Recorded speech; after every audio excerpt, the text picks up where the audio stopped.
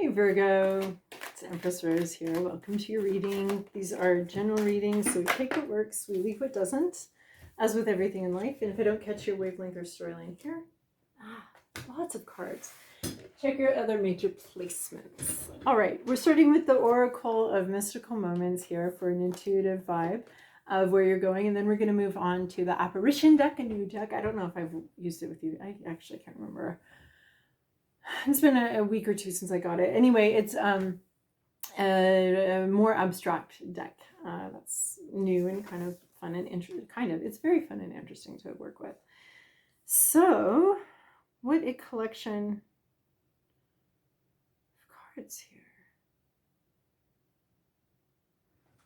I thought I saw a different card. That's so funny. Okay, well. All right, Virgo. So let's start with the lullaby. This seems to be the crux of every reading it's part of. This is quieting down. Oh yeah, we've got intuition coming in here, helping you create something, helping you bring something forward. We've got some sort of listening and intuition. Yeah. So first we got to quiet down, getting that vibing with ourselves here. We've got our own little vibe. Turn off the mind. Stop trying to figure this out. Stop trying to spreadsheet this to death. Just vibe. Just sit here. This is a very deep meditative space. Once you get into this space, it doesn't necessarily deep meditative space. That's kind of a silly phrase. But it is like, yeah, well, it's at least trying to get there, calming the inner waters. We have a lot of, we are full of peace. Sometimes we don't allow it to emerge or to bubble up, but we do have it in us and that capacity in us. So tapping into that capacity, oftentimes that might involve turning off the mind or trying to turn off the mind in whatever way works for you. You know, if it's music, if it's running, if it's a bath, although oftentimes a bath gets my mind even more going. Meditation, of course, meditation can sometimes just cause you to pay attention to how busy that mind really is. But trying to find some sort of meditative space for you and just vibing with your own vibe, right? You're awesome enough to do that. You're awesome enough to have a cool vibe that you actually want to hang out with and just be around yourself and be around your own energy. As this happens, as you work on this, the clouds can start to clear and your intuition can start coming in much more clearly, much sharply, growing more of a light for you to follow. But I mean, those spreadsheets are super important. I love to do a spreadsheet and then I love to throw it away. I love to do a pro-con list. That's what I mean. I love to do a pro-con list and then I like to throw it out. At least I did the thinking through part, and then we're going to go with this. So you've got that inside vibe there that we're getting in touch with, and we're going more with how we feel, not so much how we think. Thinking is very important. Do not turn your brain off. But for times, I just said turn your brain off. But at times it is important to turn the brain off and just vibe. This is opening up intuition. We have bloom. We have this sort of listening to sort of the cosmic music, not necessarily the audible music, but something else, something more. This is connecting to the vascular information systems of the world, the vascular. I don't know. I don't want to. That connection, connection to the whole. To the energy, to that intuitive connection to much more than what's seen and what's heard and what makes sense and what can be communicated. So this intense connection, blooming and blossoming, growing. And then we have weaving flowers. What are we doing with that connection, with these intuitive hits, with this intuitive vibe? We're creating something in reality. We cannot, again, the eyes are closed here. Again, we have 3 with the eyes closed here. The eyes are closed. We're not using that sense right now. It's not very useful to us. There's more of a listening and a feeling it sense. So what are we doing with these feelings, with these intuitive hits that we're getting? We're actually creating something in reality. This is sort of the magician vibe. These things are coming in, these understandings, these intuitive understandings, these feelings, they're all coming in and they're all starting to come together. And just in sort of instinctually, sort of we're knitting this all together into a beautiful blanket. But there's just a lot of feelings coming in, and somehow it's all coming together. There's a sense of it's all coming together, it's all gathering together. We're not even aware entirely or completely about what it's going to be when it's done. But these feelings and these things are coming together, and we're creating something in reality. I see like a habitual thing, a habit here that is taking this stuff, it's very, there's a sense of the physicality meeting the spiritual, the feeling, and that feeling being drawn into some sort of physical thing that's then being expressed very physically. I see the hands here as important. Liberty, we have freedom. We have more freedom than we think we have. We may have gotten habituated to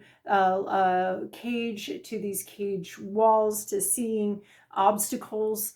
These obstacles are actually cleared, and there's much more freedom. There's a long dream, a long-held dream, and there is now freedom to move towards it.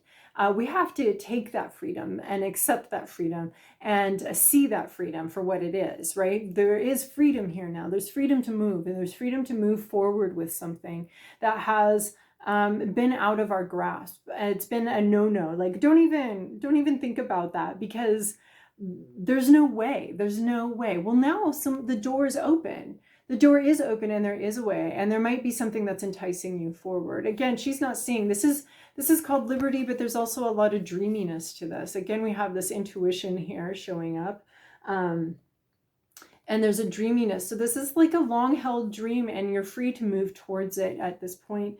You may be struggling with that freedom. This is, I can see this as my Shawshank card. Like, you've just been in prison for so long, it's hard to let your mind leave, right? Emancipating the mind from the prison that it's been in for a long time. And then we have the gift. You have something to bring, you have a gift. You've been very protective of it. It is heart of your heart, it's part of who you are, and it's something that you're here to bring. This is your gift that you're bringing to the world. You have arrived at the party with your hostess gift. It is to be enjoyed at the party, at life, at where you're at, right? So we have our gifts to give them. So you have a gift, and it is prepared to be given. You're prepared now to give it. You are ready and looking for the opportunity to give this gift. All right, Virgo. Virgo, this is your past, your present, your inner landscape. What's the issue? This is fascinating. This is like the Leo reading. What? Your environment, your to-do list, and your possible outcome. I love how the cards repeatedly show up, despite the shuffling, despite everything. It's just funny, like, and it's like cosmic issues, kind of everyone coming up for a lot of people at the same time. In your recent past, or in your past, we have the Lover's card. We have a deep connection. There's something that really, you deeply connected to it. It is like this. This deep connection. And the swan, of course, swans mate for life. This is like a lifetime, a deep lifetime connection and commitment. So that's the Lover's card. So the Lovers can be a person, it can be a job, it can be a calling, it can be both romantic relationships, friendships, deep lasting friendships. It can be a lot of different things, but it's something that really resonated with you and really asked you some serious questions about how are you going to feel your life. Are you going to go towards what you love, or are you going to be afraid and go away from what you love and towards something that feels like safety but is actually full of death? That sounds very dramatic, but it's the Lover's card. It's a major arcana. We can go a little drama heavy on that. So it's your only major arcana here, which is a nutshell encapsulation of the whole story here, is this Lover's card, these choices. The lighthouse shows up, guiding to guide our way through the treacherous landscape. But or the treacherous shoreline, when you see a lighthouse, though, you know that the path is not going to be easy.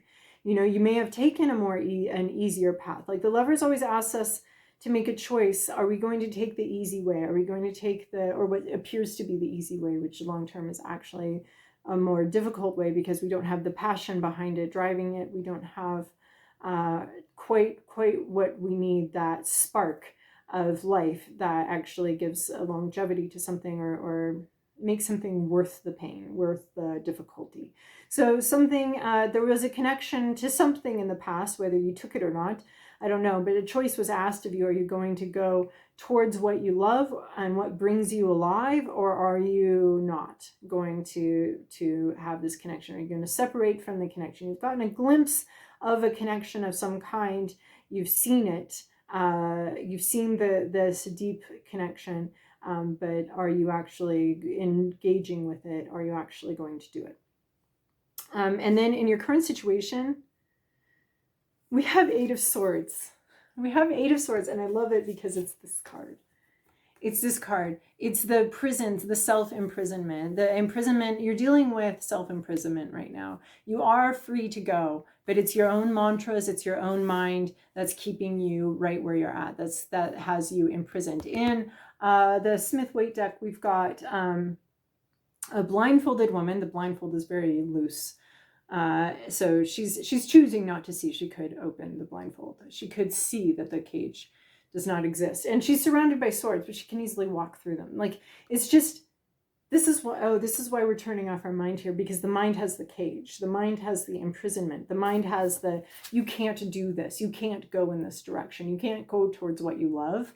You can't do that. It would create upheaval. It would upset people. It would be difficult. It would be hard, you know, but it's all in your mind. This is the card of the crappy mantras. The prison is you. You are the prison and the prisoner. Your mind is the prison. The crappy mantras of I can't do this. No, it doesn't exist. The prison no longer exists. The door is wide open.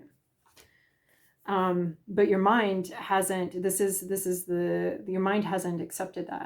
Can't see the sheer amount of freedom that's available to you right now. You can't even conceive of it because this cage, you haven't been allowed, or, you know, there has possibly been something that hasn't allowed you to move forward.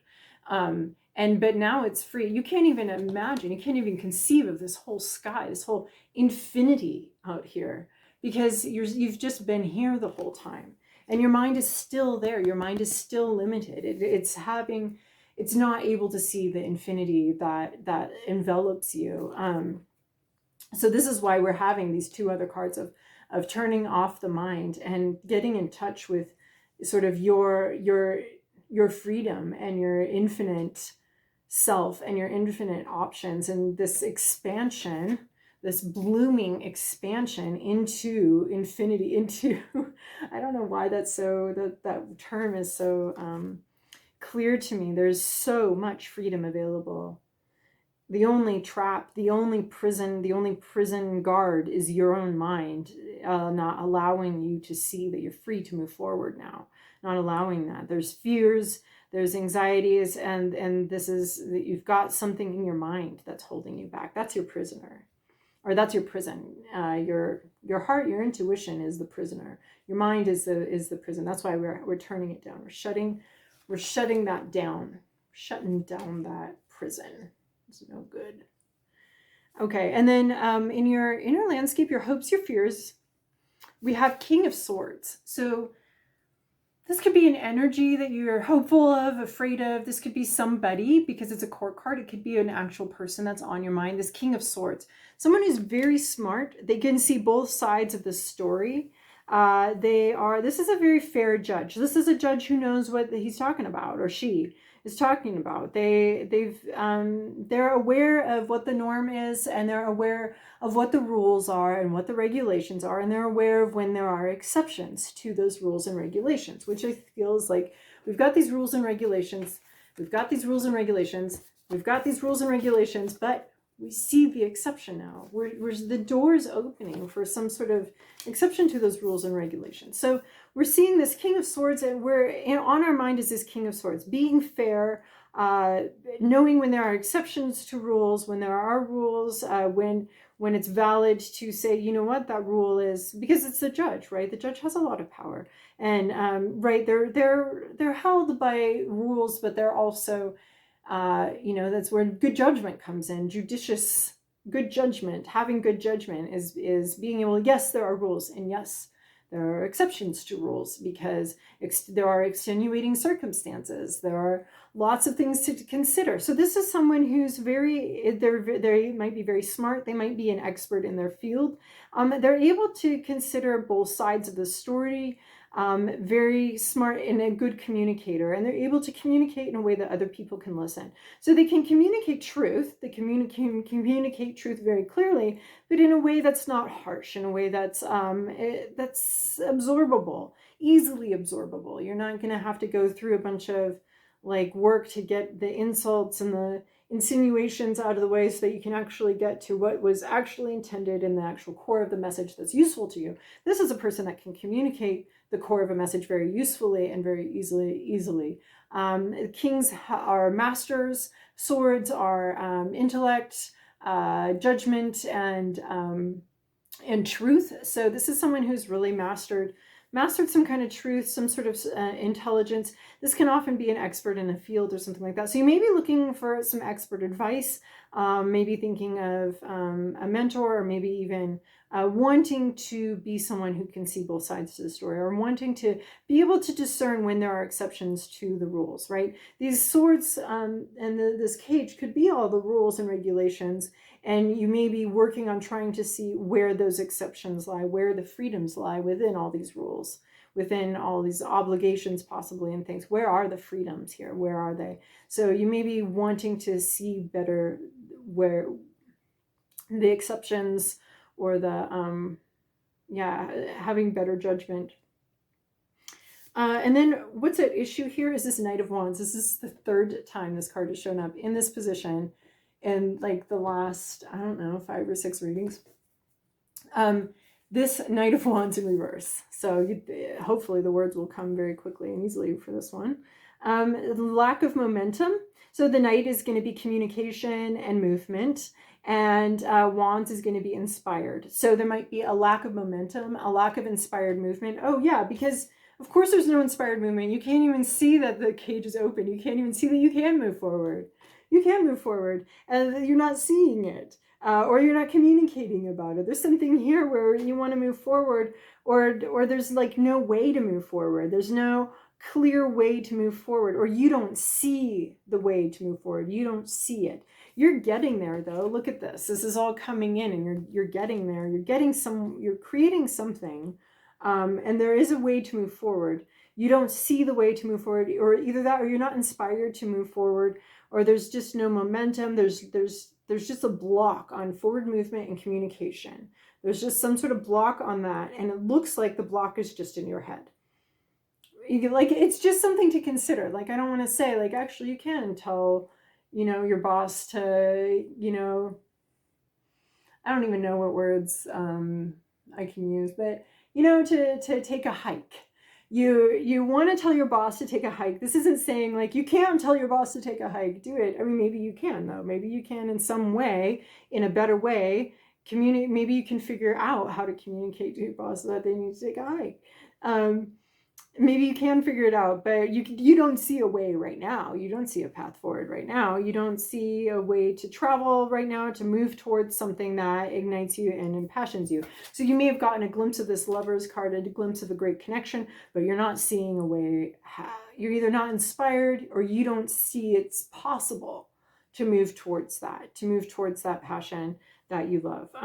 In your environment, you have Ace of Swords. So aces are the beginning of something. Swords, of course, again, are communication and ideas. So this is a new idea, a new communication. Again, could be the lightning strike that lights up the whole landscape, so that you can see the lay of the land and where everything is. There's some sort of, it could be an epiphany. There's some sort of epiphany coming in, or clear communication, where hopefully it shows you that the door is open. It shows you how much freedom you actually have. So this expansive communication, this truth coming in, hopefully you'll be able to handle it. But there's something in your environment. There's something in your environment. It is like you're on a landscape and it's being lit up and you can see exactly where you are and exactly the lay of the land. Maybe just for a minute. And then you can travel further with the information you gathered from the lightning strike. But maybe just for a minute, you see a possibility, or you understand something, or you have an epiphany, and there's something in your environment that's doing this, that triggers some sort of clarity, that triggers some sort of clarity, either verbal or intellectual understanding of something. Your to-do list, the energy you need to interact with is Queen of Cups. So male or female, doesn't matter. The queens are internally focused. They're focused on the inner landscape, the inner universe. So the universe within here that we're getting in touch with.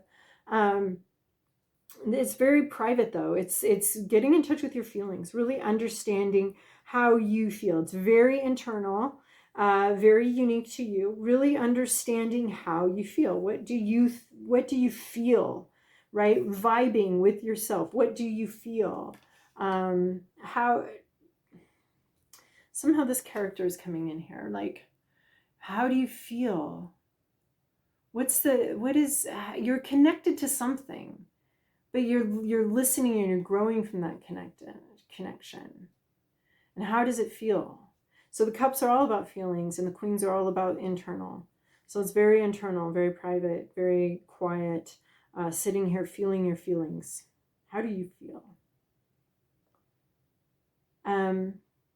Somehow this helps you cut through the BS going on in your mind here, the self-limiting things, because there's a sense of, right, you're just feeling your way forward here. How do you feel? And you take all these feelings and something real comes from them. But all these feelings come together, come in.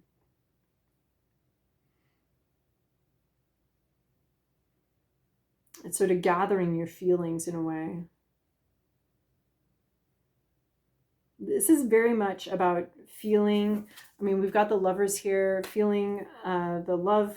What do you love? Feeling your way towards something, because the intellect has been limiting you and imprisoning you. So this is all about the freedom of feelings, the freedom to feel whatever you feel, whatever you've got there. The feeling it is some sort of important part of bringing something to life here. Possible outcome is conflict. Yep.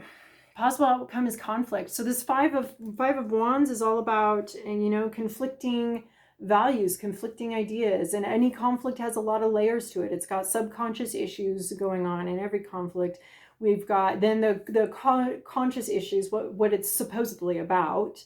And then we've also got the strategies for how different people are trying to get what they want out of the situation. So it's very complex. Open conflict could be open conversation, open conflict, but it could be, what your heart wants you to do. Well, we already had that warning. It's not going to be easy. The shoreline is dangerous and treacherous. It's not going to be easy to go towards what you love. There's a sense of easiness about it in one sense. In another sense, it's going to be very difficult. This could be inner conflict, again, trying to debate yourself, to take that leap, to leave that cage.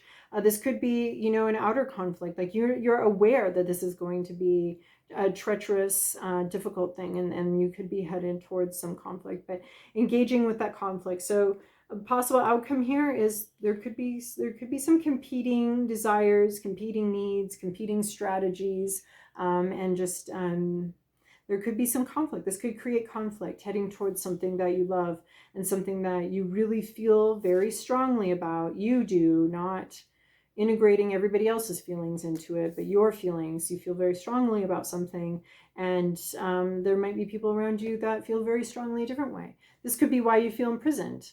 But this is like, get in touch with your feelings, know what you feel, and go with it. Might it create conflict? Yes, it might. What's worse though is living a life that's not meant for you. Than dealing with the conflict and the fallout of going towards something that you love. Make sure you're clear on what you feel and how and that you love it. But it could create a lot of conflict. But so just heads up. Anyway, I hope that was helpful for you, Virgo. Thank you so much for your likes, subscribes, and comments, and I'll see you in a fortnight.